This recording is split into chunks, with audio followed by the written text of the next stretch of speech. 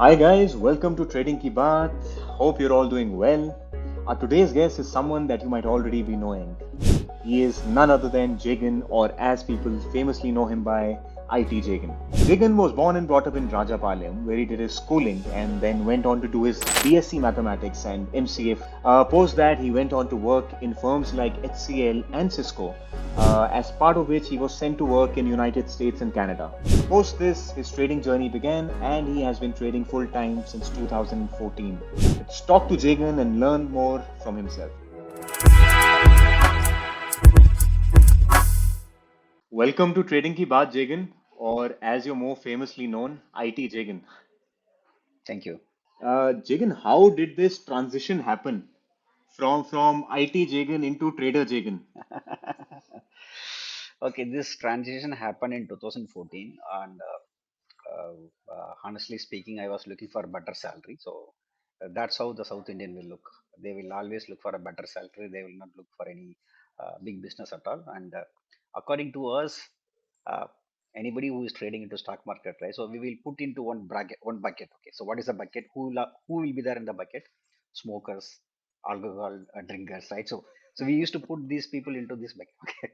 So likewise, actually, anybody who is trading, we used to treat them like a gambler and very bad boy, and we never ever get associated with these guys. So that is the thought process uh, I had. Okay, so from that society only I'm coming. Okay, so stock market is something is big, something is what do you say, actually it's a kind of untouchability to me. So that's how from that background only I'm coming.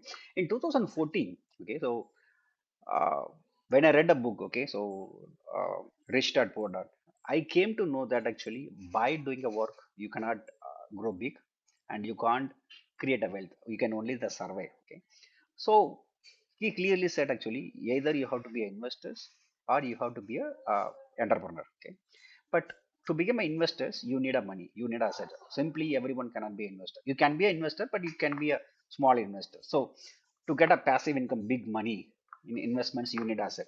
To create this asset, you need a entrepreneurship. Okay, and by going to the 9 to 6 job, it is not possible to get a big money. Okay, when you get a big money only, you will create asset. From the asset, you will create a investment. From that, you get a passive income. So that is the thought process. Then I realized that actually whatever the money I'm earning, it's going for only for car loan, home loan, right? Education, my daughter education, my parents health care, and remaining I will get only 10% of the salary, though I was into IT because my wife is not working. So I decided that actually, so hereafter I will do only the business. Okay, so I tried few business, uh, tried real estate, tried some conventional business. Then later I read the book. From the book I came to know that actually in stock market you can do the trading and you can do the business. Okay, and I am coming from rich dad poor dad family, right? So rich dad poor dad, he did not only point out the only the business.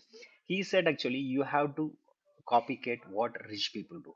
Okay, I read one more book during that time, that's called The Richest Man in Babylon. Okay, so that book completely changed my thought process because from the childhood, okay, I'm a communist. Okay, not now. Okay, I'm a capitalist right now. Okay, so communist is actually how you will always blame the rich people for not becoming rich. So if you are not rich, you will always blame the rich people. Okay, rich people are getting rich and poor people are getting poor. So that is the thought process I used to have.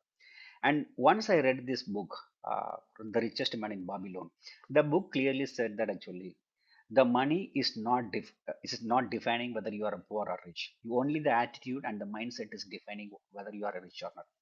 Example: anybody who is winning in a lottery is not becoming a rich, and rich people also lose money. Rich people also lose their business, but they are not coming to the roads. Why? Because of their attitude. Okay, then with the attitude I came to the stock market. It is not simply I came to stock market, it is with the attitude I'm coming. What attitude? The big boy attitude. What is big boy attitude? You have to have a risk management. Your return expectation should be very very minimal. And that is the reason why I used to thank to the Robert Kiyosaki, because without this attitude, if I would have come to the stock market, right, traditionally I would have lost money. Okay, so the usual process, anybody who is coming to the stock market, they will lose the money for years, then only they will make profit. But because my attitude is something different from the Right. retails, okay, and I always had a return expectation of 2 to 3%. Okay, it was a cakewalk, and during 2014 and 15, the market was completely sideways. And from the day one, I decided to sell options because big boys are selling options. And when I said I'm going to trade in derivatives, everyone discouraged. Okay, everyone jumped that actually first invest in mutual fund, play in a cash market, then do it in a future, do only little volume in option buy. That too, you have to do only option buy. Never ever go to option selling. Okay. So that is the, but what are you chasing? I am chasing rich people. I am not chasing the person who is not rich. Okay, you think about your peers. Okay, they are not rich. Okay, so how do you get the advice from the people? Okay, and I mean, you are not going to aim this people, right? You are going to aim only the big boys. So what is the big boys are doing? Big boys are selling options. That I came to know that from the workshop, lot of workshop. So from the day one, I started selling options just because big boys are selling option, and I had only 3 lakhs in my hand because I had a home loan, car loan, everything. But my mindset was very clear. My return expectation is only 6,000 rupees because what we can expect only 2 to 3% from this business. So I treated this stock market as a business. My return expectation was close to big boy. So that's how it started. Jigan, I've often seen you use this term, big boys. Now, how exactly do you define these big boys, and what kind of a behavior do you look at when you're trading? Okay, so let me define whether you may have a 3 lakhs or whether you may have a 5 lakhs or you may have a 1,000 crores or 10,000 crores or 1 lakh crores. If your return expectation is 2 to 3% per month, that is the return expectation. Okay. In a black span event, in a big black span event, if you are losing less than 20% of your capital, okay, that is how your risk management should be. Because the people who are coming to the option selling, okay, they are making profit, but they are making profit by selling in naked options. Okay. So they will sell 500 points away from the spot call and put. And if there is a black swan event of 20%, they will be losing all their capital in one single shot. And which I don't call it as a big boy at all. Okay. So you are making money. That is a different thing. Making money is different, and making money in orthodox way. When I say orthodox, is a big boy orthodox way. Okay. So your return expectation should be 2 to 3%. Number one. Second thing is actually you should not lose more than 20% of your capital in worst of worst cases. Third thing is 50% at least you should keep in your money in debt. Okay, this is a long time, so you cannot become a big boy in overnight. So you need to build your assets. So 50% you need to keep in a debt.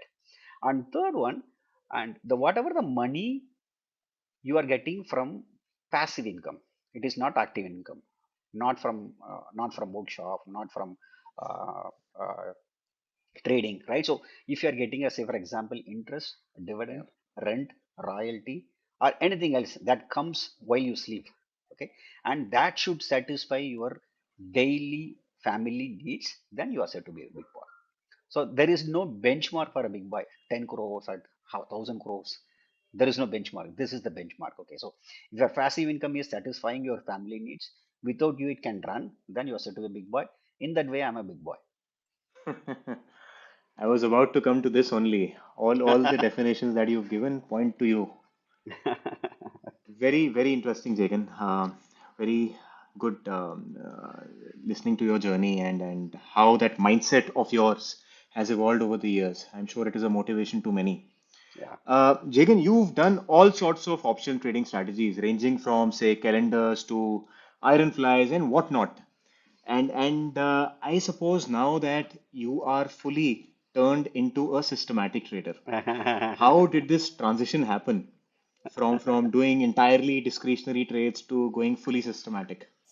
Okay, so in 2020, right? So late 2020, I was doing a strategies. Okay, so that is the first strategies what I was doing, a systematic way. Okay, but that is I was doing a manual one.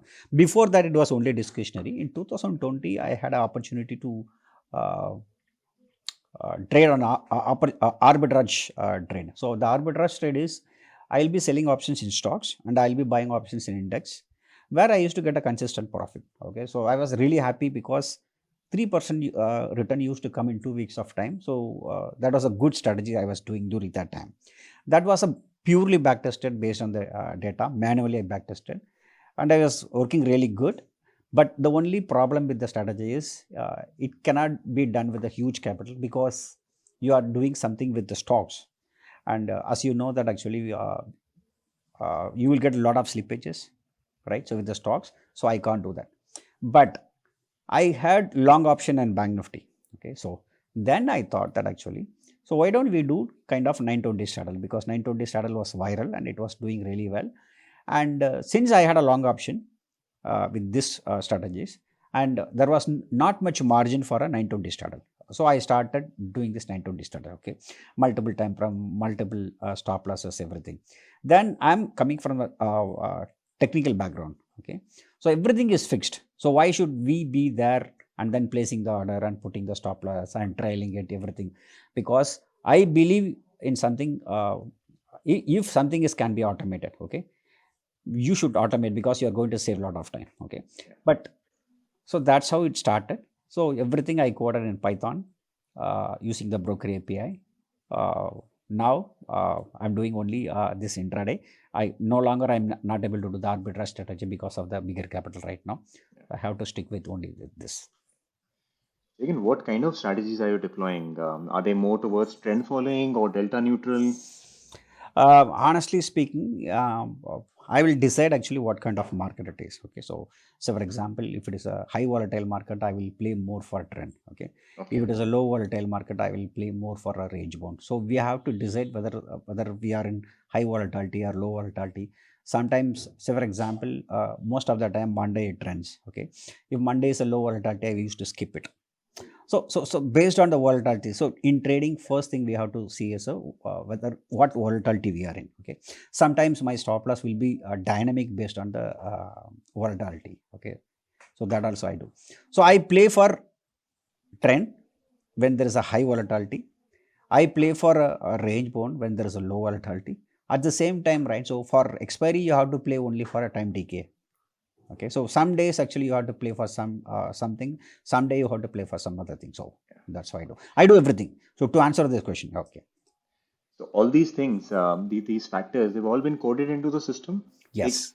Gets Yes. taken care of automatically. Yes. Yes. And Jigan, any days of the week that you do not trade? Do you have Friday, something like that? yeah, Friday I don't trade.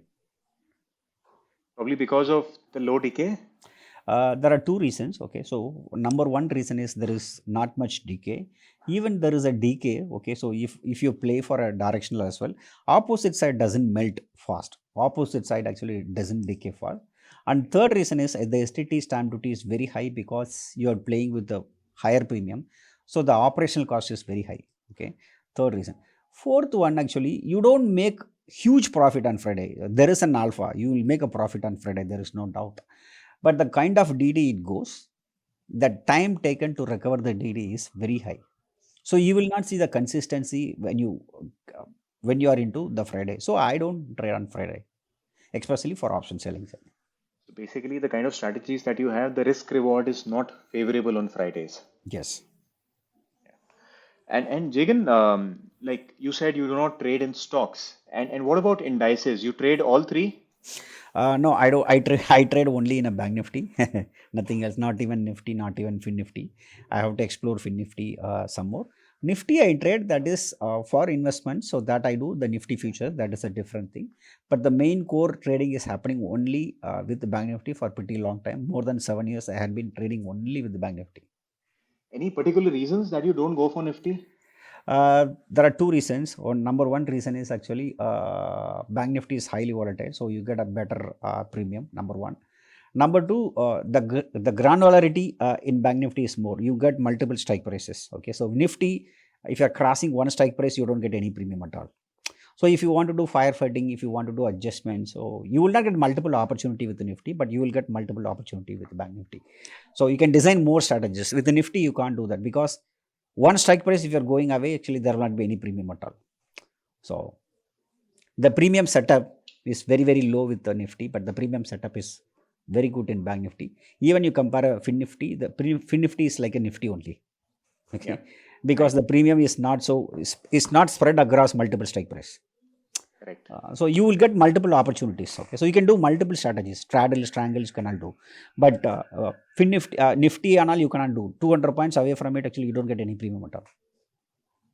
Okay. So basically the premiums are lower for you in Nifty compared to Bank Nifty. Yeah, say for example, if the strike prices are coming in 25, okay, so right now it is 50s, right? Yeah. But strike prices are coming in 25, then I may think about Nifty, but right now, no. Okay. And have you explored Fin Nifty? Anything there? No, I just started this week, but not much. The liquidity perhaps is not that much to put in large quantities. But yeah, true. In recent time, it is coming. But what I want is actually I want more liquidity in at the money. Okay, so at the Yes. money, I'm seeing that actually there is a slippages at 10 rupees if there is a huge volume, which I can't afford right now. So, but still, I need to explore the Fin Nifty right now because definitely there is a time decay. So, expiry we will have a edge. Okay, from the day one, I am making profit in expiry day. That's for sure. So, why don't we try something on Fin Nifty, even a small volume? So that. Jegan, when it comes to straddles and strangles, do you have preference for any? Uh, See, when I entered into the market 2014, I was doing a far OTM strangle, so 4 rupees, 5 rupees, even 2 rupees, 3 rupees, I was selling options. When the exposure is reduced to 10 times, then I was selling for 5 rupees, 6 rupees. Then when the exposure is reduced to 4 times, I was selling options for 10 rupees. Yeah. When the exposure is reduced to 1 time, right, so I was selling for 20, 30, 40. When there is no exposure, actually I am coming to the at the money. The point is, short strangle will give only less profit, uh, highest winning, but when it comes to the drawdown, it is a huge drawdown. Okay, and so that actually, since your profit is very less in the strangle, you have to take a leverage. Okay, when there is no leverage, so you can do the at the money short straddle, because short straddle will have a huge risk, but if you are doing one short straddle is equal to 10 short strangle. So I would say that actually, rather than doing 10 short strangle, you can always do one short straddle. It's an indirect way of taking a leverage. The overall returns on your margin are much higher on Yeah, straddles. yeah. So what is the risk and reward you used to get with the 10 short strangle? You will get with one short straddle. So some people will not come to short straddle because at the money they will no at the money I can't play. But the thing is, rather than doing a 10 short strangle, you can do one short straddle. That's enough. The profit and loss is equivalent to 10 short strangle for OTM. Again, expiry day is the most important day for option traders, and you've always been very active on expiries. What is your approach when you're trading expiries? What kind of strategies do you deploy? Not only for expiry. So one thing we should keep in mind that the success rate for option selling is 80%. So 80% of the profit is coming to your pocket. My backtesting says that actually, if you are booking profit and then reusing the margin, then you are getting better results, okay, better reward, as well as your drawdown is also coming down. So from the day one, okay, whether I do the discretionary, whether I do the system, it doesn't matter.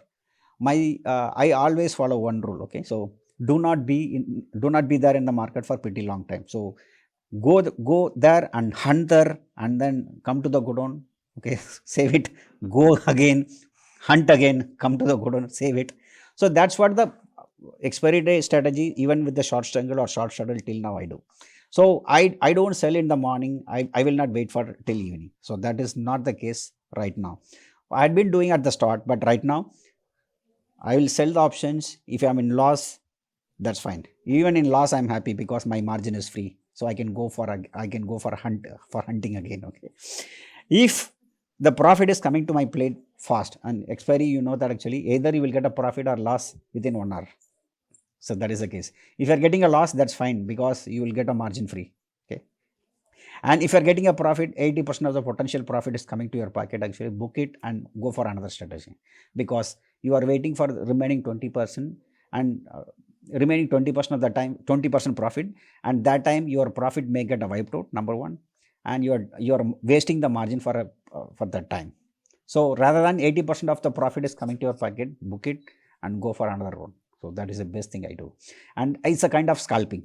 So whenever there is a profit, go again, go again. So that, say for example, if you are entering into the market 4 times or 5 times in expiry day, okay,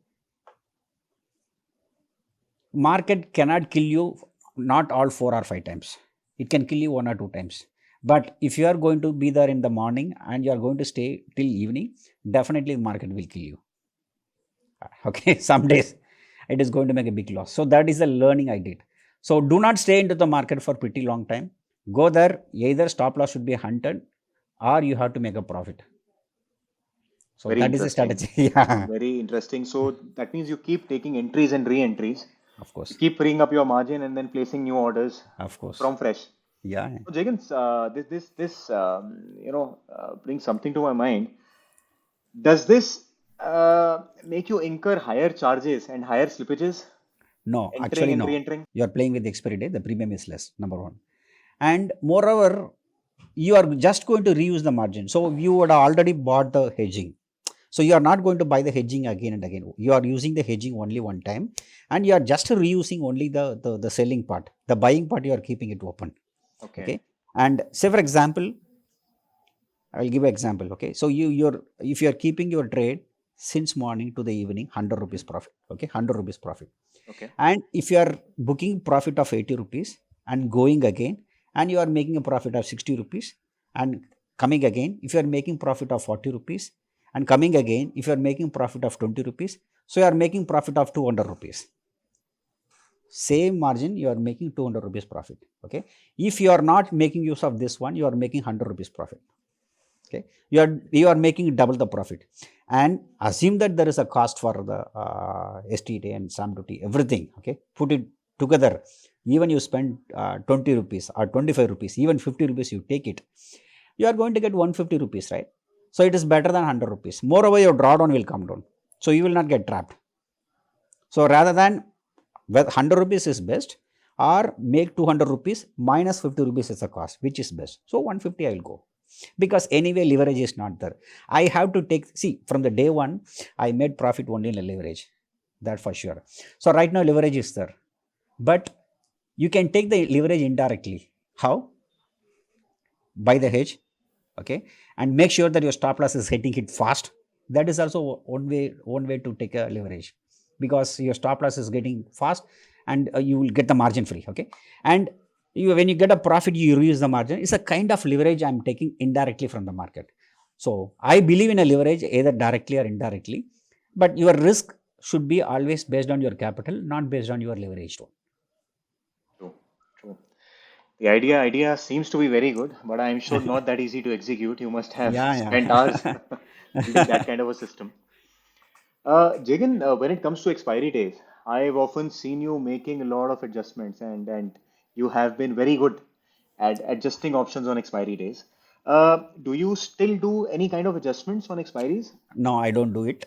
I don't do any adjustments. I can't afford to do any adjustments for a simple reason. I don't have a margin. Okay, from morning 9:35, I will not have a margin. So even I want to do adjustments, I can't do it. Okay, the only trouble we will have is actually when the system will find, actually, if it is not able to find the margin. So I want to make sure that actually my system is crying for margin always for expiry. I would like to use the margin fully loaded. Okay. And during that time only the system will optimize looking for, say, if this, say for example, the system is going to enter another strategy in another 2 minutes. Okay. It doesn't have a margin, fully margin utilized, hedging is done, bought, everything is full, you can't take a leverage anymore. Then the system, what it will look, actually, what is the topmost profit it has, will close it and then we'll enter. Okay. You keep booking your profitable trades and reusing that capital again. Interesting. Now, Jagan, since you are using leverage through hedges, and what kind of a risk management do you follow? How much of a capital do you put at risk every day? What is your drawdown figures like? Um, for all other days, so Monday, I used to run very little. Monday and Tuesday, Wednesday, and all. The drawdown is, I used to keep nowadays actually 1 to 2%. Okay. Monday it is 1%, and Tuesday it was 2%. Wednesday it was 2%. Now I have reduced to 1%, 1% and intraday. And for expiry day it is 3%, because I'm running multiple strategies, taking indirect leverage. So I need to keep the cushion 3%. So it is expiry date is 3%. The drawdown I had seen so far, the real estate drawdown is 10% from the peak. Okay. Not from the one time. 10% from the peak is the drawdown I had seen so far. So the day that probabilities favor you, you're taking the maximum amount of leverage and obviously Right. the maximum amount of risk. Yeah, good right. Jegan, yeah, sorry. Yeah, if there is a edge and your success rate is 90%, then you should take a leverage. So when you should take a leverage, when success rate is less than 50%, do not take a leverage. When success rate is more than 80%, take a leverage because it pays. Otherwise, it doesn't pay. So Correct. where there is a chance of taking leverage, go for it. Otherwise, don't go for it. I go for a complete leverage on expiry day indirectly. All other day, I don't take much leverage at all. Yeah. Absolutely, absolutely right. And Jegan, when it comes to stop losses, do you always have them in your system, or do you also have a stop in place on your overall loss that if it breaches a certain limit, you will close all the positions, something like that? Yeah, I have multiple stop losses. So for each strategies, right? So for each entry, I will have a stop loss number one, Okay. and I also have a portfolio stop loss, as I said, 3% of the capital for expiry day, 1% for the Monday, and remaining day I have the stop losses. I also do the trailing stop loss. Okay, it depends. So if I am playing for a trend, I will have a trailing stop loss. If I am playing for range bound, I will have a different trailing stop loss. So the trailing stop loss is based on profit for range bound strategies. Okay, and the trailing stop loss for trending is based on the bank nifty spot movement. Okay, so I do this. Okay. Yeah, So it's not based on option prices. You track spot for that. yeah, I do use for spot for, yes. And when it comes to targets, do you keep any? I don't keep any target. It's open target. Like you said, you close profitable positions and you That is will. yeah, that is when you run out of a margin. Okay. As in, it is like a queue of strategies that you have, Correct. and when that queue, keeps getting full, you exit the profitable ones and let the Correct. others enter. Yeah. Mostly it'll exit. Yeah. Interesting. 99% will exit. So Jagan, in a regime like something that is going on right now, we have a low Yeah. vol regime. So your strategies are tuned to stay more towards range bound markets like delta neutral or something like that. Honestly speaking, whether you do the range bound strategies, whether you do intraday, right? So in all low volatility, it doesn't pay much. That is the hardest to truth. Whether you do the delta neutral also, it doesn't pay much. But the hardest to truth is trends. It doesn't give any return at all. In fact, it may go to the drawdown. So that is back tested. Low volatility, it doesn't move much in intraday for sure. Yeah, you can play for a delta neutral. Even that delta neutral will not pay much because you are playing with very, very less premium. So maybe you can reduce the volume size. So that's what I had done. So good return will come only in a moderate volatility or a great volatility. Right. Okay, so that but positional you can play. Positional may give a good return for low volatility if you are bullish because low volatility most likely the market will be bullish. That is proven. Okay, so whenever the market is reaching all time high, most likely it will be in a low volatility. So you can do the positional one. That is good. Okay, Correct. but intraday doesn't pay much. Whether you do a range bound strategy or intraday trading, it doesn't matter.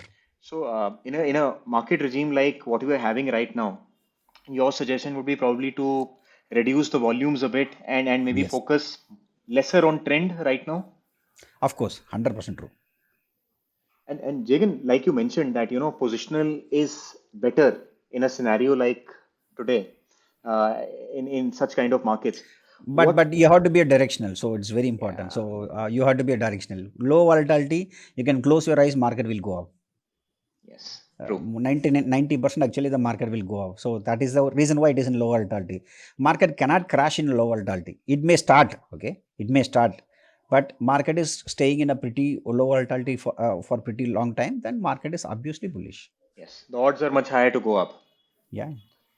So Jagan, what kind of positional strategies are you doing? I mean, do you do them every day? Yeah, kaisa, how do you do it? Yeah, as I said, right. So we can do the bullish strategies. So bullish strategies, you can do the put credit spread. So that I am not doing right now because I need the margin for intraday. Okay. In recent times, I'm not much interested in positional strategies because we don't have a leverage. If we had a leverage, then I would be doing some positional strategies. Number one, then I will have a margin for intraday. But right now, everything I need it for intraday, so I can't afford to do a positional right now.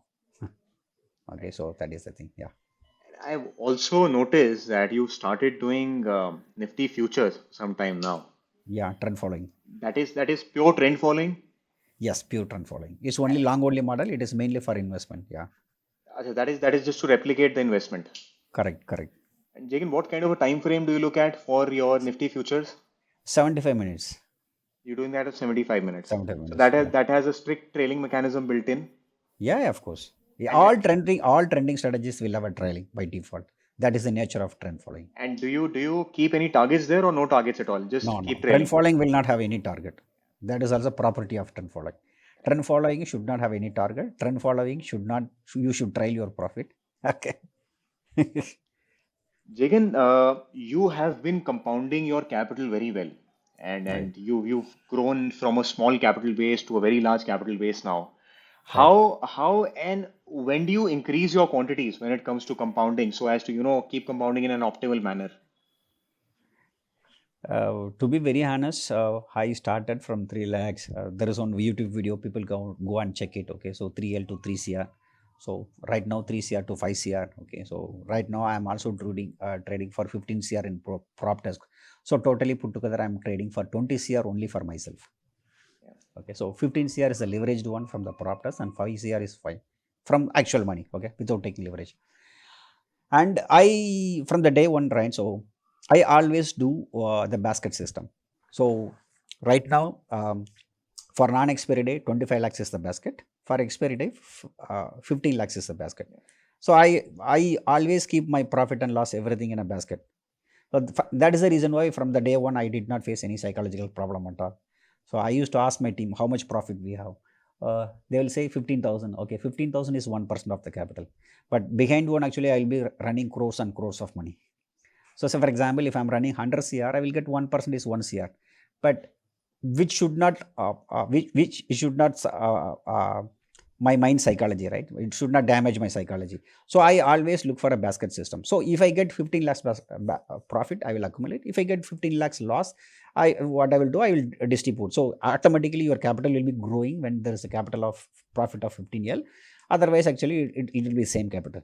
And in recent times, right, I moved 50% of my equity, 50% of my capital into debt.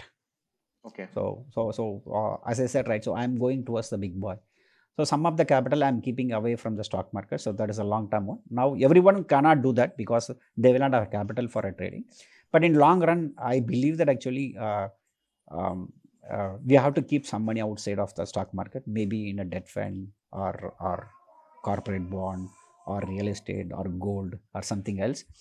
That will give a moral support for you and family. So I'm keeping some money outside the stock market as well. At the same time, my target is, as I said in the start, right? So 50% you should keep it in the markets, 50% you should keep in a debt. And when I say if 50% you keep in debt, you should not take a risk. Okay, so that's what I mean. Don't do trading. Okay, That is that is pure debt. indirect, pure debt. Okay, that is indirect meaning. Okay, so from the Jan 1st, I am also going to start investments because in long run you will get a 12% return CAGR. So I am also going towards it. From Jan 1st, I am planning to invest 2L every week. So per annum, I am going to invest 1 crore. So that 1 crore I will be taking into trading. So to answer your question, I have a basket for every day. So 25L, when I get a profit, I will accumulate. And 15L, I get a profit, I will accumulate for expiry. Otherwise, it is going to be the same capital. In long run, right, so I want to keep 50% into trading, 50% into debt. So that is the question. So in future, if I keep 10 CR in trading, so it's meaning that what is the indirect meaning is 10 CR I'm keeping it outside the stock market. So 20 CR is my net worth. Jagan, is there something that you have not calculated? I'm saying an example. Okay. You have all the figures calculated in your head. It is a Great. thought process, right? So it is not something knowledge or skill. It is a mindset. So knowledge and skill you can always transfer. Okay, anybody can learn. Okay, what I mean, people are teaching so much thing in IAM and IIT. I don't know much about that. Okay, but mindset you cannot teach to any person, even to your kid. You cannot teach to your own brother. Okay, that mindset only you can do it. But skills anybody can teach, anybody can get it. That's not a Absolutely. big deal at all. Yeah. Absolutely. Absolutely, Jagan. Jagan, another thing that I wanted to ask that, when you're compounding, compounding, I believe, is not so easy to do as it looks on paper because there is obviously a psychological challenge involved. As you scale up quantities, the drawdowns also become larger, say in absolute terms. Now, what kind of a mindset do you have, or what kind of a psychology do you adopt to tackle such a thing that, as you put in more capital and the drawdowns become larger and larger, how do you adapt to that kind of a larger capital base? Arjun, to be very honest, from the day one till now, actually, I did not face any psychological problem. Many people knew it. Number one, I did not have any loss till now from the day one for any quarter, okay, any year. That is that Wow. might be the reason, okay. And I don't want to take a credit for it because 2014 to 2018 market was completely silent. I made a profit, and any strategy I would have done in 2014 to 2018, if I would have done in 2019 or 20, I would have made a loss. Okay, so luck also favored. Okay, so and 2018 I changed my mindset to do only risk defense strategy. That time only the gap down started. Okay, so so I always look into ROI. I never look the absolute number from the day one. Okay, when I was trading with the 3 lakhs, I was getting 10,000 rupees. I was totally excited. Okay, it's not for 10,000 because it is more than 2%. You have to note down this point. It is I got excited because it is more than 2%. Okay, so till now, since I run only the basket system, I always look at I trade only for 15L or I trade only for 25L, and remaining everything is a copy trade. Right, Okay. right. And second thing is I don't watch the monitor at all most of the time. I don't go to trading room at all. So two girls are sitting and they will be watching the positions, any error for algo, any margin issue, any broker issue. They will be monitoring. I don't get involved at all. Moreover, I have designed a system in such a way that there will not be any margin at all. Even I want to do, I can't do. Hmm. Even I want to do, I can't do. So because margin is fully utilized, so you can't imagine of doing some other adjustment or discretionary steps. You can't imagine at all. Right. So everything is a passive. Everything is designed. So I don't. So number one, actually, since I'm doing a basket system, second thing is actually I'm doing only system. You are right. If I would have done a discretionary part, that is going to disturb my psychology. But right now, for some reason, I changed to the system. It is not disturbing my mind till now. Yeah. Jagan, like you have completely turned everything into a system. You have systems and checks and balances in place for everything. Now, how do you make sure that your trading systems are so robust? Like, how do you ensure that your backtesting is so robust that the results would be as you anticipate? Or what kind of measures do you take place to get to know that when to change your systems or when to make some tweaks to your systems? How do you get to know that? Okay, so good question you asked, Arjun. A very nice question because everybody is having a rule, and eventually that the system will fail in long run. So what do they do? Everybody is facing the problem. Yeah. Okay, number one, actually, any system you find, any alpha, good alpha you find in a backtesting, eventually to lose the edge. That is very normal, quite normal. Okay, it doesn't matter any system. Okay, any system you take, eventually it is going to lose the edge, or so that is quite natural. Okay, the thing is, if you want to get alpha, okay, you need to find a lot of strategies you have to run collectively. So the consolidated alpha, okay, is always better than finding a single alpha. So that is the process from the day one. Okay, I am much interested to run more strategies, so that actually some strategies will not do better, some strategy will do better. That is for sure. Okay, number one. Second thing what I noticed, okay, uh, any system intraday, okay, if you are keeping it for pretty long time, okay, as per the backtesting, it is giving a result. in future it may not work, because giving more time is a more chance that actually the alpha may go up. Okay, if you're giving more time, any chance that the market may reverse or the behavior may change. Okay, if you are looking only for very short term, half an hour or 45 minutes or 1 hour, okay, your alpha is based out of 1 hour, then the edge will be for pretty long time. But say for example, if you are going to keep this one actually till evening, okay, maybe you did not face such a case where the market may reverse. Okay, so you need to make sure that your system is very, very short lived. Okay, number one. Second thing is actually you need to have more number of system so that the consolidated alpha will be better. Okay, and when you have to change your system, if you are not able to capture more than 70% of the backtesting results, then you have to change your system. So that's what I do. Do you also look at the historical drawdowns? Like if a strategy breaches that, then it is alarming for you? I have a certain parameter, right? So for intraday, this much points it should capture. Okay, so not even drawdown. Okay, even it is not, if there is not much drawdown, but it is not giving this much profit. Say for example, per lot, if it is not giving 500 rupees profit, okay, in a 1 year, then I'll drop it. It doesn't matter. Even the drawdown may be less. Yeah. Okay, so number of parameters that you're tracking, but overall, if the performance starts to degrade, then that is the Correct. time to tweak or cut it off. Correct. Very, very interesting. Jegan, based on your experience, any specific piece of advice that you have for people who are trading systems or just beginning to trade systems? The only thing is actually do not believe in less number of strategies. More number of strategies will be better, obviously. Number one, as I said before, because the consolidated alpha is always better. And since we don't have a leverage right now, my advice for you guys actually, make sure that actually you reuse the margin in such a way that actually you can run more number of strategies and you can reuse your hedge. So that is also can be done. And backtesting also, make sure that actually your strategy is very, very short lived, and don't keep it for pretty long time, because if you're keeping your strategy for pretty long time, in future the strategy may lose your edge. Okay, so that is number one. That's one more thing, so that also can keep.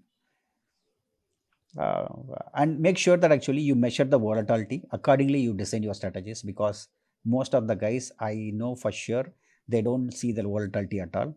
In trading, first thing you should look into that as a volatility. When I read a lot of foreign author book, before you get into the trading, first measure the volatility, because volatility will give the edge. Okay, so your system should be based on volatility. So design your system based on volatility, and you can take leverage, it doesn't matter, but overall your stop loss should be based on your capital, not based on the leverage capital. Right. One major takeaway that I have from you is that keep all your numbers on the tip of your fingers. You have everything figured out. Jagan, you have shared a lot of insights. It has been a pleasure talking to you, and I am Thank you. sure anyone watching this video will really appreciate the kind of stuff that you have shared. Yeah, And of course, it has come out of years of experience, years of screen time. So thank you so much for joining and thank sharing you. your valuable expertise. Thank you. The kind of stuff that Jagan shared comes with years of screen time and experience. There are a lot of small takeaways that can help you improve your trading. I personally got to know a lot of stuff that I can implement in my own trading. If you enjoyed this video, please like, share, and subscribe. We'll come back to you with another guest the next week. And remember, ye market sabka hai boss.